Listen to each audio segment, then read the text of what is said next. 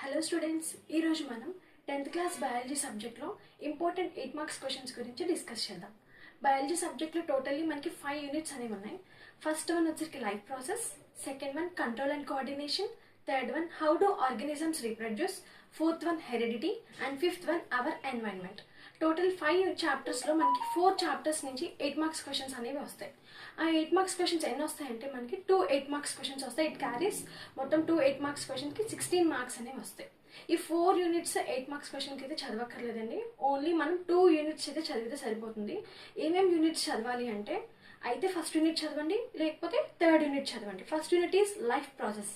నా సజెషన్ ఏంటంటే మీరు ఫస్ట్ యూనిట్ ప్రిఫర్ చేయండి. వై బికాజ్ అంటే అండ్ ఫస్ట్ యూనిట్ నుంచి 8 మార్క్స్ 4 మార్క్స్ 2 మార్క్స్ 1 మార్క్స్ అన్నీ కవర్ అవుతాయి. మ్యాక్సిమం వెయిటేజ్ ఉన్న చాప్టర్ ఏది అంటే life process. So life process unit అనేది పక్కాగా అందరూ చక్కగా ప్రిపేర్ అవ్వండి. అండ్ సెకండ్ 8 మార్క్స్ క్వశ్చన్ వచ్చేసరికి మీకు సెకండ్ యూనిట్ నుంచి ఒక క్వశ్చన్ వస్తుంది, ఫోర్త్ యూనిట్ నుంచి ఒక 8 మార్క్స్ క్వశ్చన్ అనేది వస్తుంది. మీరు ఏది ప్రిఫర్ చేస్తారంటే హెరిడిటీ చాప్టర్ అనేది ప్రిఫర్ చేయండి. వై బికాజ్ అది చాలా ఈజీ చాప్టర్ అండ్ మార్క్స్ అనేది మీరు ఈజీగా గెయిన్ చేసుకోగలుగుతారు. సో పబ్లిక్ ఎగ్జామ్స్కి మీరు 8 మార్క్స్ క్వశ్చన్కి ఏమేమి చదవాలి అంటే 8 మార్క్స్ క్వశ్చన్ ఫస్ట్ క్వశ్చన్ ఏం చదవాలంటే హెరిడిటీ టాపిక్ నుంచి చదవండి. అలానే సెకండ్ క్వశ్చన్ వచ్చేసరికి లైఫ్ ప్రాసెస్ గురించి చదవండి. సో 2 చాప్టర్స్ నుంచి మనకి 8 మార్క్స్ వస్తాయని ఒక ఐడియా అనేది వచ్చింది. లైఫ్ ప్రాసెస్ నుంచి ఏం క్వశ్చన్స్ చదవాలి అంటే మెయిన్ ఫస్ట్ 99.9% మీకు యాక్టివిటీస్ నుంచి క్వశ్చన్ అనేది ఇస్తారు. సో ఏం యాక్టివిటీస్ ఇస్తారు అంటే ఫస్ట్ యాక్టివిటీ, ఇంపార్టెంట్ యాక్టివిటీ ఏంటంటే CO2 is essential for photosynthesis. Next one chlorophyll is essential for photosynthesis.